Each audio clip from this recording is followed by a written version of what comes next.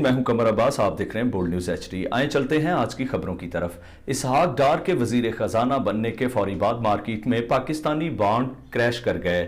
साबिक वजीर इत्तलात और तहरीक इंसाफ के रहनुमा फवाद चौधरी का इंकशाफ। इस हवाले से मजीद तफसीलात जानते हैं इस रिपोर्ट में। साबिक वजीर इत्तलात और तहरीक इंसाफ के रहनुमा फवाद चौधरी का कहना है कि इसहाक डार के वजारत के हलफ उठाने के फौरन बाद मार्केट में पाकिस्तानी बॉन्ड क्रैश कर गए हैं। ये सूरत हाल तशवीशनाक है और इस साल पाकिस्तान ने $30 बिलियन वापस करने हैं। फवाद चौधरी ने अपने एक बयान में कहा कि IMF और दीगर अदारों से 7 से 10 अरब डॉलर का इंतजाम होगा, जबकि बाकी बॉन्ड और मार्केट से लेने होते हैं। दिन ब दिन सूरत हाल खराब से खराब तर होती जा रही है।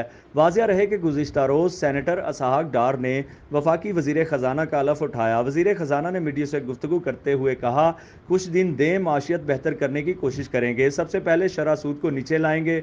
इमरान खान ने मुल्की माशियत को नाकाबिले तलाफ़ी नुकसान पहुँचाया। आज भी अगर माशी मुश्किलात हैं तो ये इमरान खान की वजह से हैं। इसहाक डार।